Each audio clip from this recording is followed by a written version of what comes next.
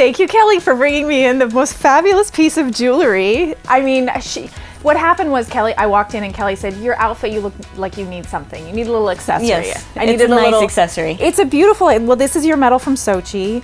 I mean, it's funny because I obviously saw these on TV, but in person, first of all, people talk about it. It's heavy. It's heavy. Yeah. It's a real deal. But it's a gorgeous, I mean, the design is nice. Yeah, they say it takes about 18 hours to mill one, so a lot goes into them, and it's got quartz crystal. It's a beautiful piece of art.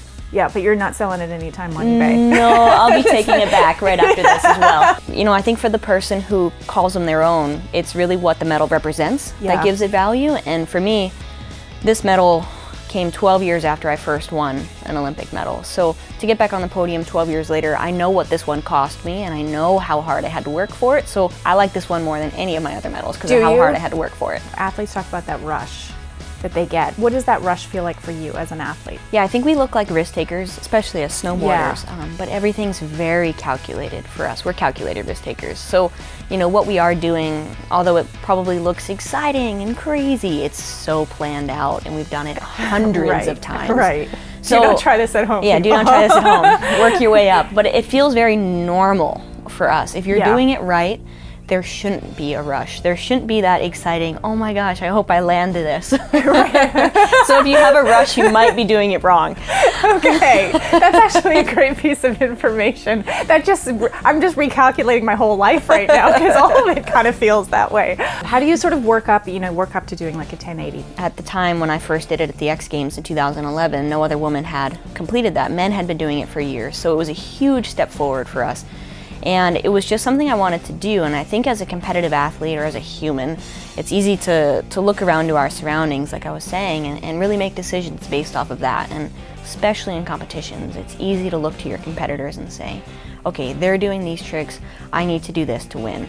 And I realized I had done that for a very long time. So approaching the 1080 for me, it really was something I wanted to do more intentionally. I didn't want to do it to have to win the contest. I wanted to do it because I wanted to do it on my terms, and that was really the key to that trick for me. You start small, 180, 360, 540, 720, 900, 1080, you know. You are calculating, aren't you? Yes, yes. That's how my brain works, so it's good if you're a snowboarder. You work your way up, but for me that was amazing because at the X Games that night, I had already had the contest won. I had to raise my own bar to say, okay, so now I have the freedom, now I have the ability to be creative with my run and do what I want. And I was able to go and put down that run for the first time, make history. So how do you feel about being in LA in the warm weather? I like the warm weather. Don't be fooled by us snowboarders. Well, you said you're a surfer too. Yeah, so, we love the warm weather. We just dress really warm in the snow. You were nominated at the ESPYs. Yes. And you presented at the Kids' Choice. Yes, I presented with George Lopez for Best Catch. It was a really fun event. It was the first time that Nickelodeon's ever done the